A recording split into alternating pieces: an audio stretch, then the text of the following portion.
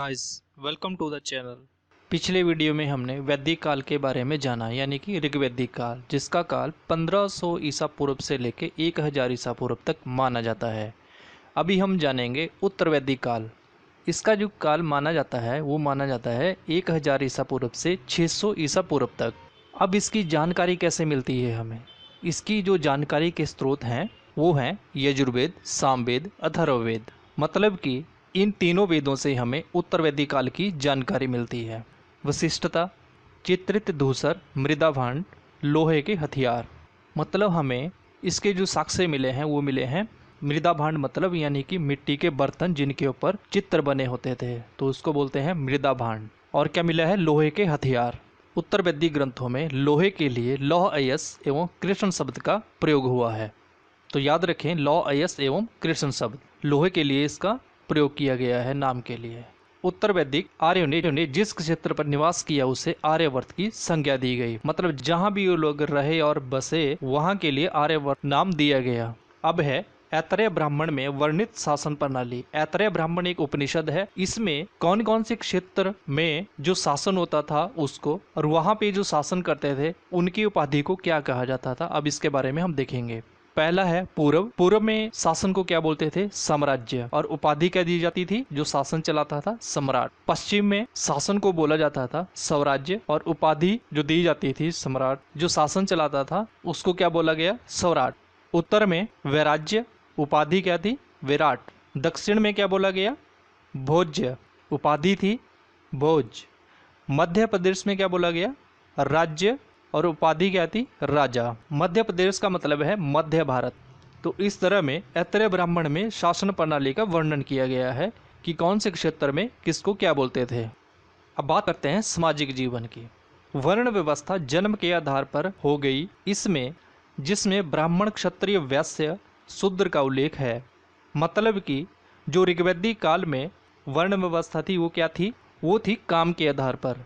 लेकिन आते आते उत्तर वैदिक काल में इसमें एक कुरीति आ गई। मतलब जो कोई काम करता था वो पीढ़ी दर पीढ़ी वही काम करता गया, और ये सारी व्यवस्था जन्म के आधार पर की गई या हो गई।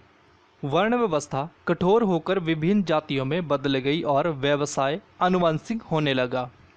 उत्तर वैदिक ग्रंथ छांदोग्य उपनिषद में केवल 3 आश्रम, ब्रह्मचर्य, गृहस्थ, वानप्रस्थ की जानकारी मिलती है। सर्वप्रथम जाबालोपनिषद उपनिषद में 4 वर्णों का वर्णन मिलता है, अर्थात इसमें संन्यास आश्रम को भी जोड़ लिया गया। तैत्तरीय ब्राह्मण के अनुसार ब्राह्मण सूत का, क्षत्रिय सन का और वैश्य ऊन का यज्ञोपवीत धारण करते थे। यज्ञोपवीत का मतलब है कि जिसको हम जनेऊ बोलते हैं, जो यज्ञ के दौरान पहना जाता है। श्वेताश्वर उपनिषद रुद्र देवता को समर्पित है। नाटकों का मंचन होने लगा था, इसे सैलूस कहा गया है। वीणा वादन के बारे में भी जानकारी मिलती है। पांचाल राज्य अपने दार्शनिक राजाओं और तत्वज्ञानी ब्राह्मणों को लेकर विख्यात था। व्रात्य निषाद नामक अनार्य जातियों की चर्चा उत्तर वैदिक ग्रंथों में मिलती है। वैदिक संस्कृति का पालन नहीं करने के कारण अनार्य कहलाए। स्त्रियों की स्थिति में गिरावट आई। अब उन्हें सभा की सदस्यता से वंचित किया गया। अब है आर्थिक जीवन। संपत्ति पर एकाधिकारिता की प्रवृत्ति उभरी।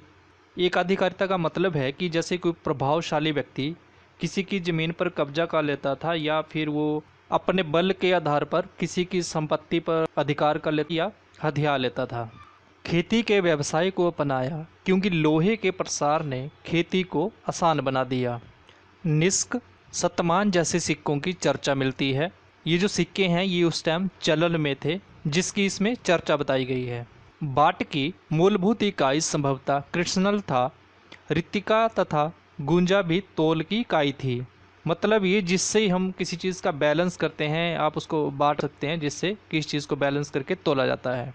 नेक्स्ट है रथ निर्माण, धनुष बनाने तथा वस्त्र निर्माण से शासकों को राजकीय करों की प्राप्ति होने लगी। मतलब कि उस टाइम की अर्थव्यवस्था में इन चीज़ों का काफ़ी अच्छा योगदान रहा। व्यवसाय में विस्तार के कारण वैश्यों को भी महत्व मिला।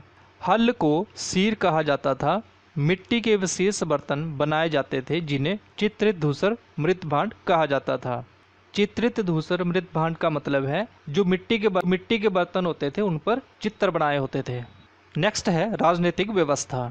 राजा का पद वंशानुगत होने लगा। ऋग्वैदिक कबीलों ने जनपद का रूप ग्रहण कर लिया, मतलब जो छोटे कबीले थे आगे जाकर वो बड़े जनपदों के रूप में उभर गए। सभा तथा समिति जैसे संस्थाओं का नियंत्रण कम हुआ और राजा अधिक शक्ति संपन्न हो गए, मतलब कि राजा का निर्णय ही अंतिम और प्रभावशाली माना जाता था। नेक्स्ट है न्याय व्यवस्था में राजा का निर्णय महत्वपूर्ण था। अधिकारी वर्ग व्यवस्था को रत्नेन कहा जाता था, मतलब जो अधिकारी पूरी व्यवस्था को रन करते थे या चलाते थे तो उसमें जो मेन अधिकारी थे तो उनको क्या कहा गया, रत्नेन। अब है धार्मिक जीवन। यज्ञ तथा बलि की पद्धति उत्तर वैदिक धर्म का मूल बन गई। यज्ञ के साथ साथ कई अनुष्ठानों का प्रचलन हुआ जिसमें पुरोहितों की भूमिका महत्वपूर्ण हो गई, मतलब कोई भी अनुष्ठान है उसमें पुरोहितों की भूमिका सर्वोपरि थी, उनके बिना कोई भी अनुष्ठान नहीं किया जाता था। इस काल में इंद्र के स्थान पर प्रजापति सर्वाधिक महत्वपूर्ण देवता हो गए। तो ऋग्वैदिक काल में जो सबसे महत्वपूर्ण देवता थे वो थे इंद्र, और उत्तर वैदिक काल में कौन है, प्रजापति। प्रजापति आप याद रखें, ब्रह्मा जी को कहा जाता है प्रजापति। विष्णु को मनुष्य जाति के दुखों का अंत करने वाला माना गया। नेक्स्ट है विभिन्न कर्मकांड और अंधविश्वासों का विस्तार हुआ।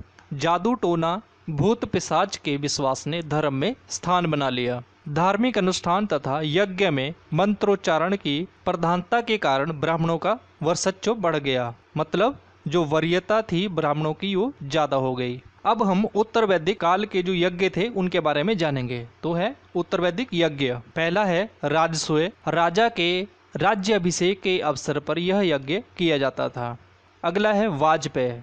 राजा अपने शौर्य तथा शक्ति प्रदर्शन के यज्ञ का आयोजन करता था। इसमें रथ दौड़ का आयोजन भी होता था। अश्वमेध यज्ञ। राज्य विस्तार तथा पड़ोसी शासकों को चुनौती देने के लिए यह यज्ञ आयोजित किया जाता था।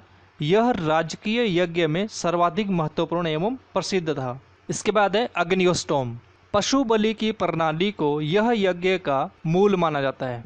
पशु बलि की प्रणाली को इस यज्ञ का मूल माना जाता है। अग्निदेव को प्रसन्न करने के लिए इसका आयोजन होता था। तो मैं एक बार फिर से रिपीट कर देता हूँ। राजसूय यज्ञ जो होता था राज्याभिषेक के लिए, वाजपेयी यज्ञ जो होता था शौर्य तथा शक्ति प्रदर्शन के लिए, अश्वमेध जो यज्ञ होता था वो होता था राज्य का विस्तार था उसके लिए, और जो पड़ोसी शासक थे उनको चुनौती देने के लिए। जो लास्ट था वो था अग्निहोत्रम। तो इस यज्ञ का जो मूल माना जाता था वो था पशु बलि।